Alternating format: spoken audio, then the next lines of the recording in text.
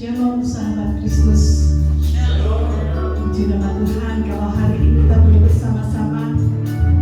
Kita hadir di tempat ini, kita satukan hati kita agar kita boleh memuliakan Tuhan. Tanpa terasa 8 tahun sudah kita lewati bersama.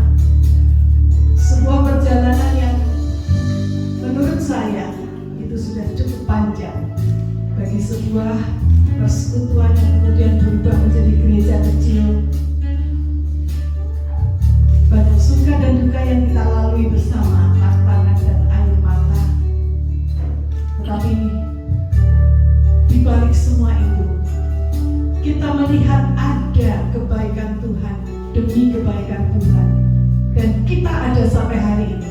Ini semata-mata adalah karena Tuhan saja. Itu sebabnya mari kita sembah Dia dan katakan, how great is thou art. How great is our God. Is our God. Sing with me, how great is our God. And all will see how great is our God.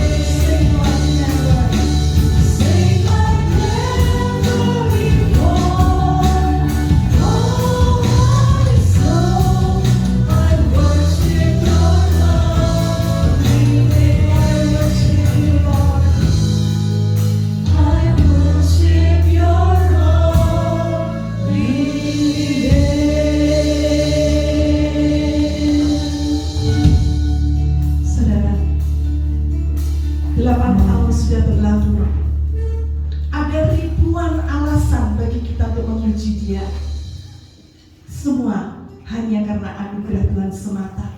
Tidak ada kata-kata yang cukup untuk menunjukkan kebaikan Tuhan atas gerejanya di tempat ini. Ada 10,000 reason, tidak ada habis-habisnya. Itu sebabnya kalau diceritakan itu seperti dongeng 1001 malam nanti ya. Itu sebabnya mari kita sama-sama sorak bagi Tuhan. Soraklah, haleluya, sorak. Mari kita memujikan lagu ini dengan sukacita.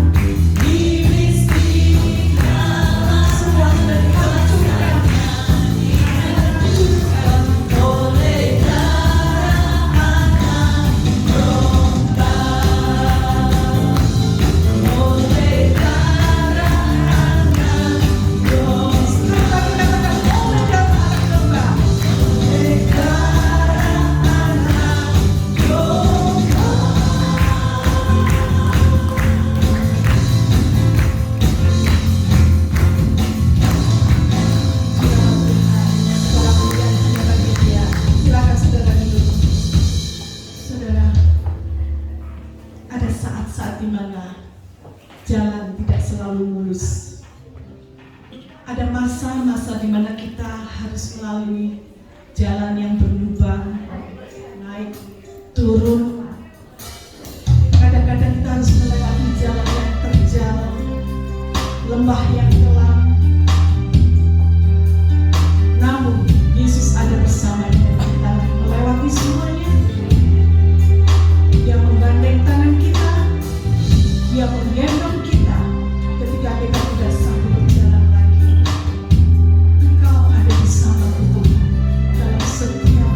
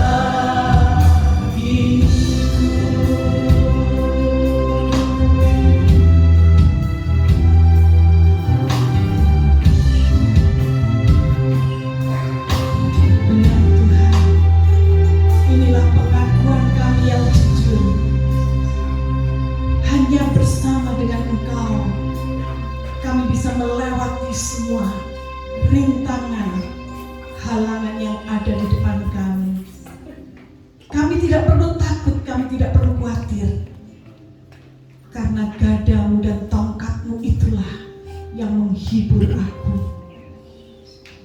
Kami sudah melewati suka dan duka. Jalan yang terjal dan curam telah kami lewati. Tetapi kami tahu bersama dengan Engkau kami akan kuat. Itu sebabnya Tuhan, ketika kami memperingati hari ulang tahun Eka yang ke-8 ini, hati kami dipenuhi dengan rasa syukur karena kebaikan Tuhan yang tidak ada habis-habisnya. Berkati setiap kami Tuhan yang sudah bersekutu bersama. Kuatkan kami untuk melangkah menapaki jalan yang ada di depan kami. Dan sebentar kami akan mendengar firman-Mu. Berbicaralah kepada kami, karena kami siap untuk dibentuk menjadi lebih indah lagi di tahun yang akan datang. Pakai hamba-Mu sebentar, Ibu Ella, untuk menyampaikan kebenaran firman-Mu, sehingga benar-benar kami didewasakan kerohanian kami, dan kami boleh mengenal Engkau dengan lebih baik lagi. Terima kasih Bapa. Kami panjatkan doa kami di dalam satu nama, yaitu Tuhan Yesus Kristus, Sang Anak Domba Allah. Dan setiap kita yang percaya katakan amin. Silakan duduk saudara. Terima kasih. Ya, saya mengundang anak-anak sekolah minggu, silakan bisa ke samping karena akan dididik oleh anak-anak sekolah, oleh guru sekolah minggu. Waktu selanjutnya saya berikan kepada Ibu Ella untuk menyampaikan kebenaran firman Tuhan.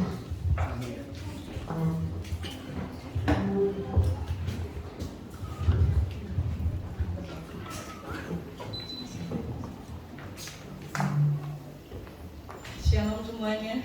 Shalom. Saya ucapkan terima kasih kepada Bapak Gembala yang mempercayakan firman Tuhan pagi hari ini kepada saya. Saya percaya kita semuanya dalam lindungan Tuhan. Amin. Coba tanya kanan kiri, bagaimana kabarmu hari ini?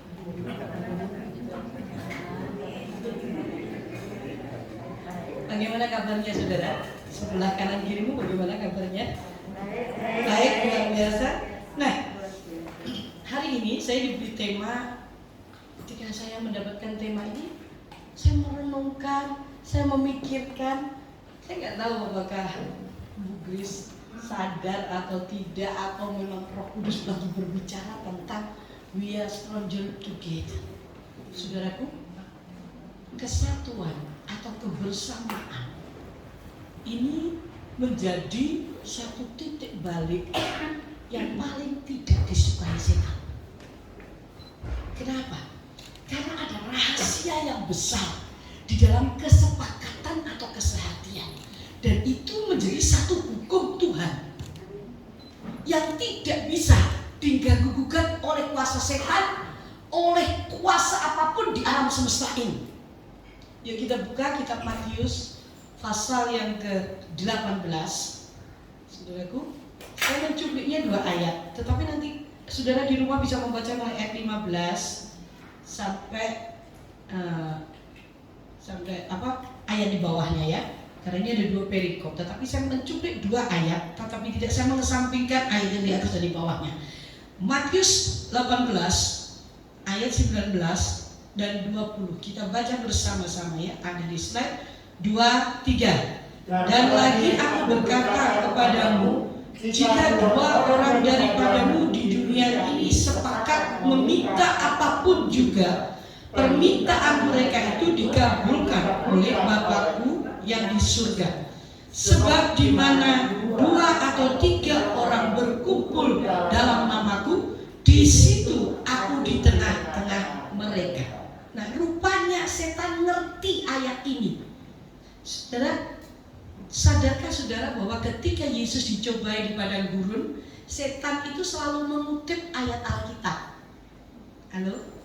Dia berkata kepada Tuhan Yesus, jatuhkanlah dirimu, maka dia akan memerintahkan malaikat untuk menatang kakimu supaya tidak terantuk. Itu di mana? Di kitab Mazmur. Jadi setan itu hafal ayat Alkitab. Coba tengok kanan kirimu. Nah, kamu ngerti nggak ayat Alkitab? Apa enggak? Setan tahu loh.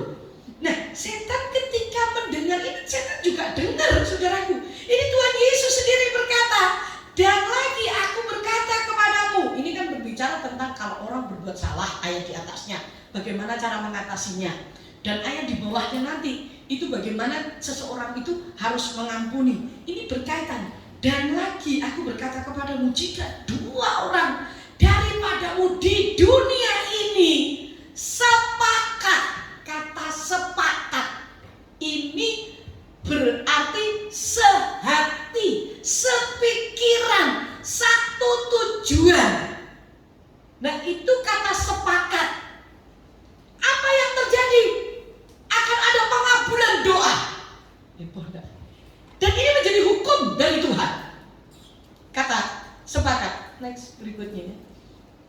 Ada pengabulan doa, saudaraku, di situ. Dua orang sepakat, sehati, maka doanya dikabulkan Tuhan. Sebenarnya yang paling cepat untuk sepakat sehati, ini adalah suami istri. Bagaimana kalau saya sudah tidak punya suami atau tidak punya istri? Cari satu teman untuk sepakat. Maksudnya apa? Sehati, satu tujuan. Ketika ada masalah, ketika ada problem, Tuhan berkata, kamu sepakat toh. Sehati, cari 2-3 orang untuk sehati, sepikir, satu tujuan, satu rasa. Itu yang dinamakan sepakat. Sepakat itu bukan gandengan tangan ya. Halo? Orang gandengan tangan, karepnya sendiri-sendiri bisa enggak? Sangat bisa. Bukan kalau berpegangan tangan ini berarti sepakat. No, itu bohong. Tapi sepakat itu berarti satu rasa, satu tujuan. Dan tahukah saudara, Alkitab berkata, Tuhan Yesus berkata, doa kita dikabulkan. Gak ada yang bisa menyentuh doa kita. Dan ini jaminan dari Tuhan. Doamu dikabulkan. Makanya setan ngerti bagaimana dia sangat ketakutan kalau mendapati ada 2-3 orang sepakat anak Tuhan bubar neraka. Coba pikir. Kalau sampai ada suami istri sepakat, maka rumah tangga itu pasti doanya dikabulkan oleh Tuhan. Makanya dia bekerja. Bagaimana caranya membuat suami istri itu salah paham? Bagaimana caranya suami istri itu tidak sepakat, tidak sehati? Loh, gandengan tangan, tidur bersama, sama dengan gereja. Kenapa? Kalau gereja sampai sepakat, bubar saudara neraka. Pekerjaan setan bubar. Makanya dia taruhkan salah paham. Kalau ada yang salah, bagaimana? Tidak bisa mengampuni, kekecewaan ditaruh semuanya oleh setan di gereja. Supaya apa? Gereja nggak punya kuasa. Nah, kalau gereja nggak punya kuasa, ngapain? Persis kumpulan arisan. Halo? Atau kumpulan klub. Di klub-klub itu, klub badminton, klub apa lagi? Saudaraku, di Ngawi itu terlalu banyak klub. Ibu-ibu tuh punya klub sendiri-sendiri. Saya lihat tuh klubnya tuh banyak. Yang umur 50 ke atas punya klub. Nah, itu bukan sepakat. Pergi kemana-mana bareng-bareng. Tapi itu gak sepakat loh. Bukan. Wong itu masih pegel, jengkel artinya. Apalagi kalau ada yang nyinggung sedikit, rasanya gemes saja. Saudara, bukan katanya sepakat atau sehati itu kita menyamakan tujuan. Hati itu ada kerelaan untuk menerima kelemahan dan kelebihan. Itu namanya sepakat. Kalau siapa yang punya beban berat, nggak ada. Siapa yang punya masalah di sini? Angkat tangan. Lu nggak ada. Lupa enak lupa. Cuma nggak ada masalah sama sekali loh Pak. Cuma satu tok Loh, saya kalau ngomong gini di Jumat Ngawi, semua angkat tangan tuh. Apa susah bagi saya, saudara. Semua punya masalah. Rahasianya apa? Sepakat.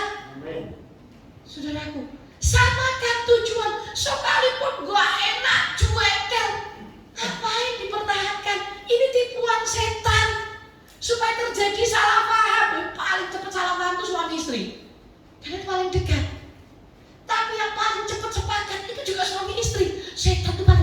Saudaraku, kalau rumah tangga Kristen itu sepakat, suami istri itu sepakat, sehati, wah setan kocar kacir. Apalagi gereja sepakat. Namanya sepakat itu berarti kita menyamakan keinginan, kita menyamakan pikiran, kita menyamakan tujuan. Nah, kalau kita harus menyamakan karena apa? Memang kita nggak sama. Saudaraku, mau dilahirkan dengan berbeda kok. Loh, anak kembar itu loh, kembar identik itu pun masih punya perbedaan. Apalagi yang dibesarkan dari masing-masing keluarga. Saya sama suami saya, aduh bagikan bumi dan langit perbedaannya. Loh, saya melahirkan 2 anak putri. Ini beda. Yang satunya itu kalau ditekan banyak masalah, wah dia akan cepat membalikkan telapak tangan, melejit. Saudaraku, dia akan buktikan bahwa dia bisa. Loh, ini anak saya yang pertama. Lalu yang kedua, kalau ada masalah, ada tekanan, persis kerupuk Bandung dimasukkan di air. Cut, gitu. Ini bahannya sama, pabriknya sama. Tapi keluarnya beda. Loh, pabrik aja sama loh. Saya sama Pak Bambang, saya pabriknya. Dia itu bahannya dari Pak Bambang semua. Tapi keluar beda. Ini juga setan ngerti, makanya dibuatnya tidak pernah sepakat. Saya ingat ketika tahun 2003 gereja itu dalam masalah besar, sampai Pak Bambang nggak bisa khotbah. Waktu itu mau khotbah, saya berada di Makassar. Saya ditelepon Pak Bambang, kamu pulang sekarang. Loh, masih ada besok, aku harus satu lagi selesaikan. Enggak, aku sudah nggak pulang. Pak Bambang berkata begitu.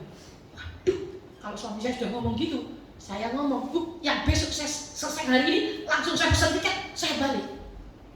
Tapi yang saya tahu ketika saya pulang, saya diceritani jemaat bagaimana seluruh jemaat itu sepakat ketika ada tekanan, ada sesuatu yang benar-benar tidak bisa diatasi, sampai suami saya nggak bisa khotbah. Dia undang bapak-bapak itu untuk naik di mimbar, diajak berdoa. Nah, namanya orang sudah nggak bisa khotbah, mau diapakan?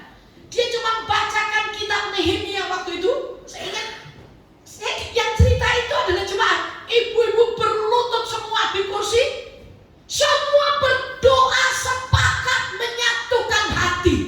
Dan ketika mereka sepakat seluruh jemaat bersama dengan gembala, tiba-tiba ada 2 ibu yang diberi penglihatan.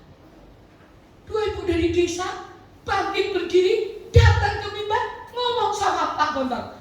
Pak Bambang nggak perlu takut, pakai bahasa Jawa. Saya melihat ada malaikat memagari gereja ini. Ini wong desa, nggak sekolah. Loh, tapi ketika sepakat berdoa, maka mata rohnya melihat ada malaikat yang memagari gereja ini, Pak. Jadi ini diizinkan Tuhan supaya kita tahu bahwa kita sedang menyembah Tuhan yang besar. Pendeta ini dikuatkan. Pendeta juga manusia, saudara. Pak Bambang bisa spot jantung waktu itu karena dia sudah kelelahan. Jadi dia suruh saya pulang untuk menangani masalah ini. Ada satu lagi yang datang ke Pak Bambang. Pak, ini memang Tuhan izinkan. Nih, pakai bahasa Jawa, ini dua-duanya orang desa.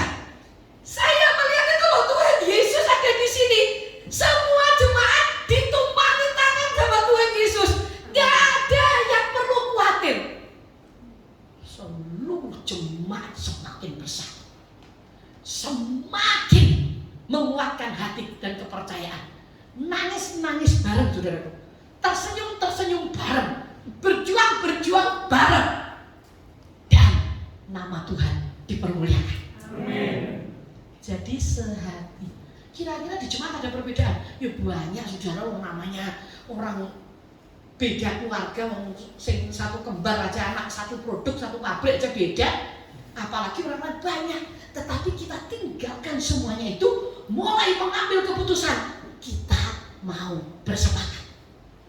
Nah, ketika itu terjadi, firman ini digenapi.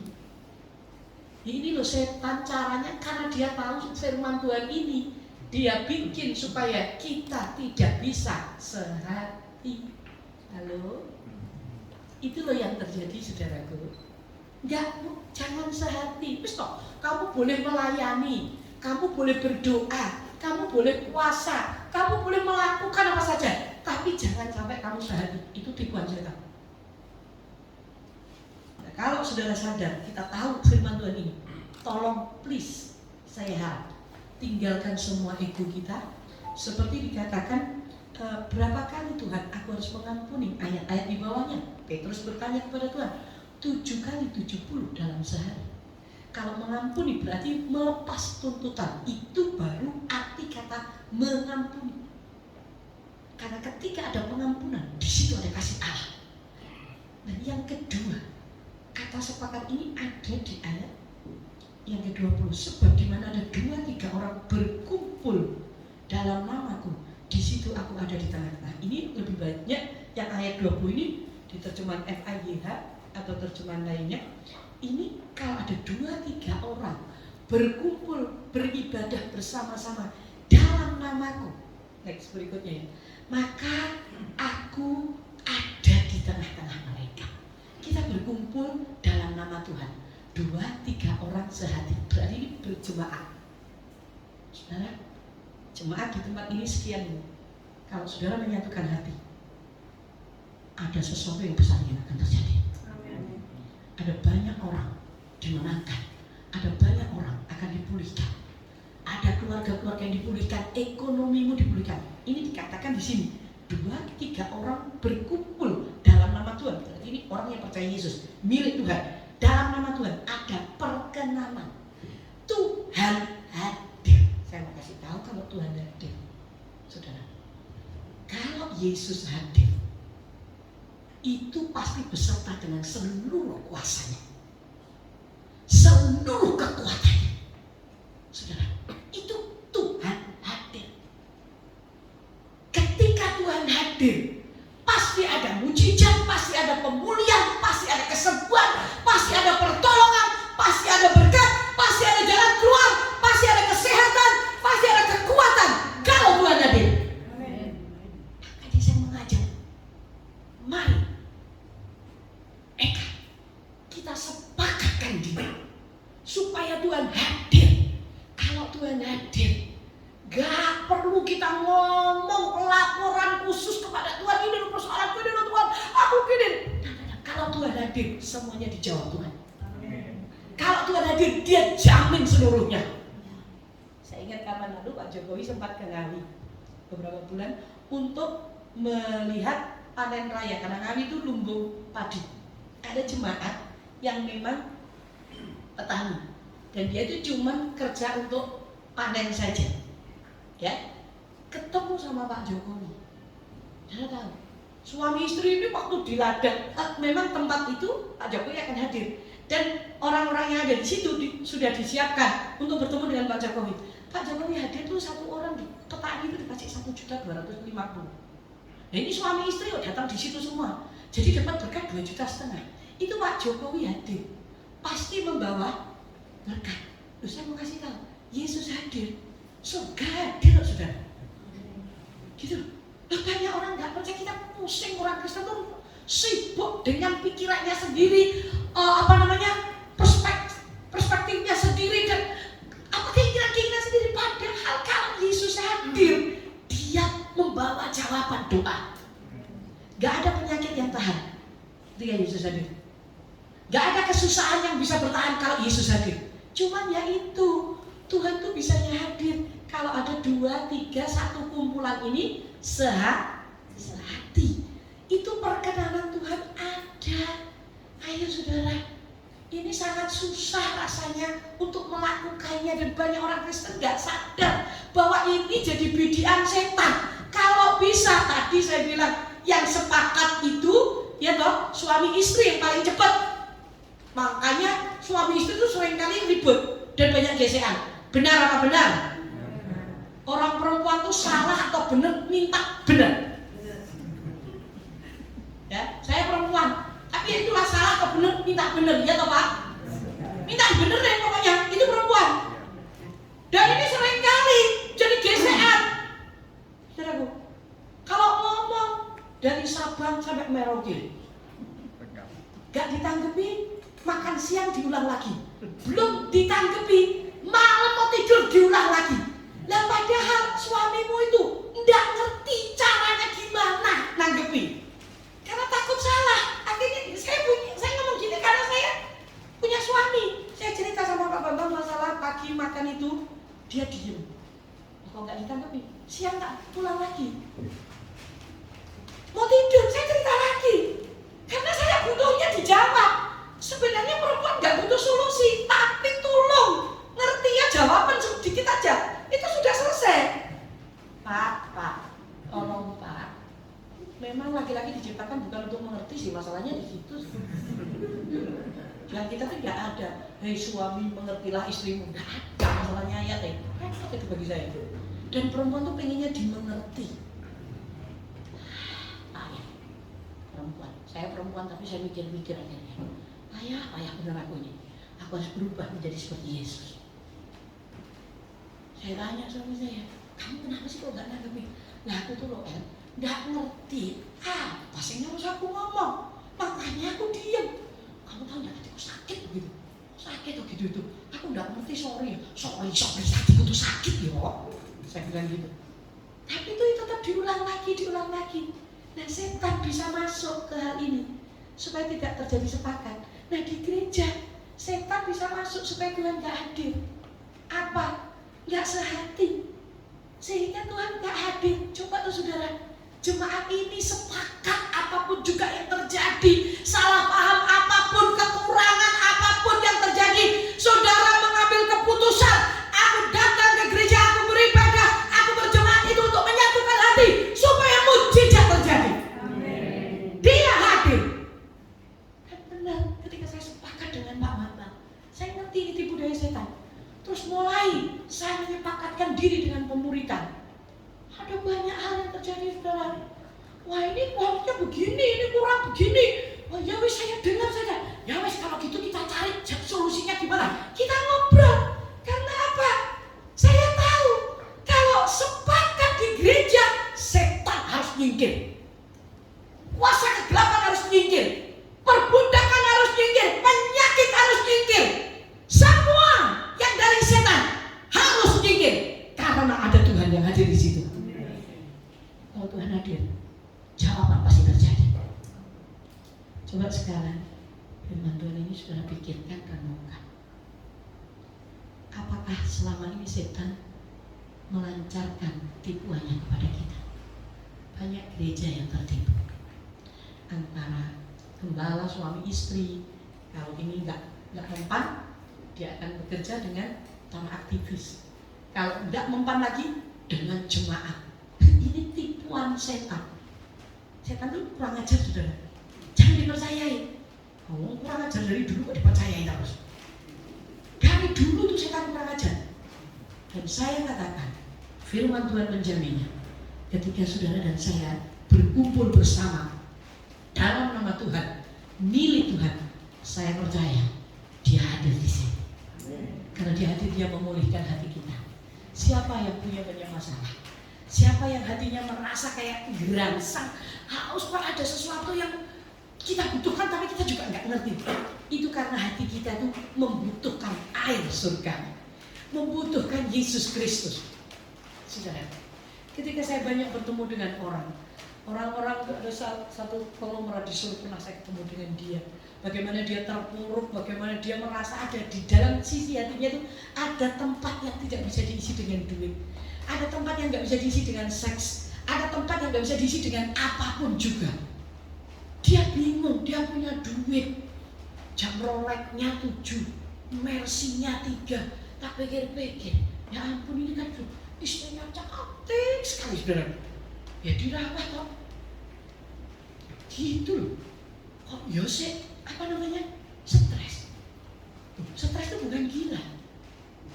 Stres itu bingung saudara. Dan ketika dia berjumpa dengan Yesus, saya berkata, tempat yang kosong di hatimu itu adalah tempatnya Tuhan. Gak bisa diganti dengan apapun. Sebelum manusia bertemu dengan Tuhan, dia akan merasa dirinya itu kayak ada sesuatu yang kurang. Dan ketika berjumpa dengan Tuhan, Yesus hadir, maka Tuhan akan memulihkan hidup kita. Ayo, 8 tahun sudah dilalui. Banyak hal yang terjadi, suka, duka, tetapi Tuhan yang menginginkan. Dia bukannya tidak memberkati. Dia berkata pagi hari ini, Jemaat Eka, kalau engkau mau bersepakat, berkumpul bersama, sehati, aku akan hadir. Dan kalau aku hadir, surga pun hadir di tengah-tengah kita. Kalau surga hadir, tidak ada perkara yang tidak bisa diselesaikan. Itu ajaib Tuhan. Mata saya melihat bagaimana kesepakatan tahun 2010 Tuhan uji kami. Ada banyak hal terjadi, tapi kami jemaat dengan seberapa yang ada sepakat. Kami menyatukan hati, kami berdoa bersama. Dengan sepakat itu bukan sekedar gandengan tangan, tapi kita ngobrol dari hati ke hati. Kalau ada yang tidak enak, ayat Alkitab dikatakan di bawahnya, berapa kali saya harus mengampuni orang yang bersalah? 7 kali 70. Terus bagaimana caranya? Belas kasih Allah itu menang atas penghakiman. Jadi ampuni, topang, balas kejahatan dengan kebaikan, itu firman Allah. Dan di situ Tuhan hadir di tengah-tengah kita. Berapa banyak saudara yang punya masalah? Sekali lagi saya tanya, ada yang punya masalah? Angkat tangan. Sekarang itu dijawab 5. Yang lainnya nggak punya masalah. Yang nggak punya masalah pagi hari ini yang tidak angkat tangan, tolong doakan teman-temanmu yang tadi mengangkat tangan. Karena kau nggak punya masalah, berarti saudara bisa memberkati mereka. Saya punya masalah dan sampai hari ini kadang belum selesai. Kadang Tuhan izinkan itu untuk apa? Untuk saya tahu bahwa Tuhan yang saya sembah adalah Tuhan yang ajaib. Ketika Yesus hadir, semua menjadi beres. Ketika Yesus hadir, penyakit tidak bisa menguasai kita. Boleh penyakit itu singgah, tapi tidak akan menguasai kita. Justru dalam kelemahan kita, Rasul Paulus berkata 2 Korintus 12, kalau aku lemah, maka aku kuat. Justru dalam kelemahan pula kuasa Tuhan bekerja sempurna. Itu terjadi. Makanya saya paling takut kalau saya dengan suami saya ada perbedaan pendapat. Cepat-cepat saya harus selesaikan, cepat-cepat saya harus mengambil keputusan untuk saling memaafkan, berdoa bareng, saling berpelukan, dan kita memohon Tuhan turun. Setelah itu dengan jemaat, kalau ada sesuatu cepat kami selesaikan, cepat kita berorban, ngomong dari hati ke hati. Bukan untuk menghakimi, tapi untuk bagaimana supaya Tuhan hadir. Saya percaya kalau Tuhan hadir, sekarang masalahmu pasti dijawab Tuhan. Kelemahanmu diambil oleh Tuhan, penyakitmu disembuhkan oleh Tuhan, kesusahanmu diganti sukacita, pengharapanmu yang hopeless akan diberikan pengharapan baru. Karena Tuhan sudah berkata, pengharapan itu sudah dilabuhkan di belakang tabir.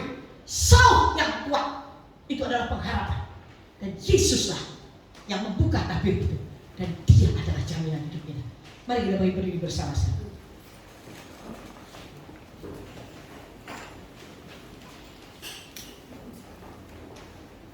Yang terakhir sambil berdiri kita next berikutnya. Ada kuasa dalam kesepakatan. Saudara, cara hidup bersama, saudara baca ayat 15-80. Cara mengampuni ayat 21 dan seterusnya. Final hidup bersama ayat 35. Maka Bapakku yang di surga berbuat demikian juga terhadap kamu apabila kamu saling kamu masing-masing tidak mengampuni saudaramu dengan segenap hati. Semuanya ada dituliskan di ayat ini. Yuk, kita sepakatkan hati kita. Karena cara hidup kita bersama, kita saling mengaku kalau ada kesalahan. Cara mengampuni, pengampunan yang Tuhan Yesus berikan itu cukup bagi kita.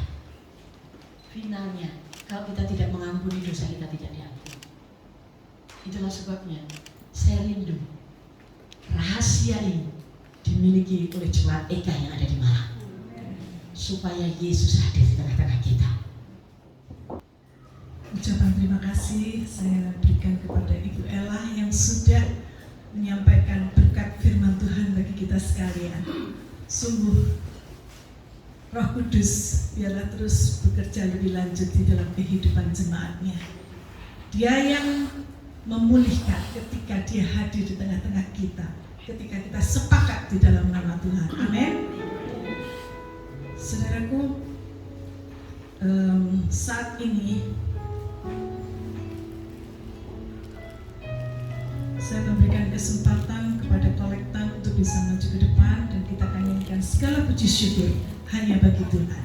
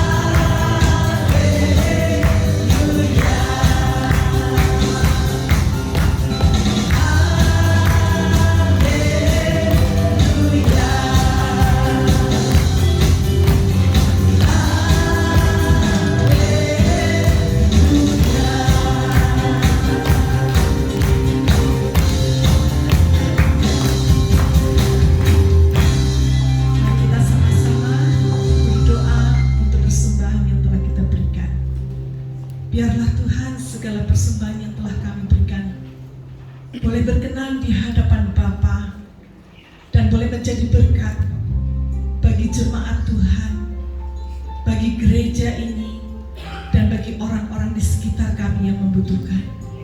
Tuhan, kami serahkan hidup kami dalam tangan-Mu. Biarlah Tuhan terus bekerja di dalam kehidupan kami. Karena kami tahu Tuhan, ketika Engkau hadir dengan segala kekuatan kuasa-Mu, maka kami sudah disembuhkan, kami sudah diberikan jalan keluar, dan kami sudah dipulihkan. Terima kasih Bapa. Berkati hamba-Mu Ibu Ella yang sudah menyampaikan firman Tuhan bagi kita, kami semua. Biarlah Engkau memberkati pelayanannya di Ngawi. Demikian juga untuk Pak Bambang dan jemaat di tempat itu. Engkau memberkati dengan segala kebaikan-Mu Tuhan. Dan Tuhan memberikan jalan keluar dari setiap persoalan yang ada. Terima kasih Bapa, terima kasih. Segala pujian syukur kami hanya naikkan kepada Bapa di surga, di dalam satu nama, yaitu di dalam nama Tuhan Yesus Kristus. Mari kita angkat kedua tangan kita di hadapan Tuhan. Kiranya berkat dari Allah Bapa Surgawi memberkati dan menyertai engkau. Kasih karunia dari Tuhan kita Yesus Kristus, Sang Anak Domba Allah, ada bersama dengan engkau.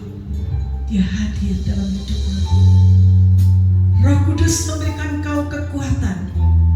hikmat dan jalan keluar dari setiap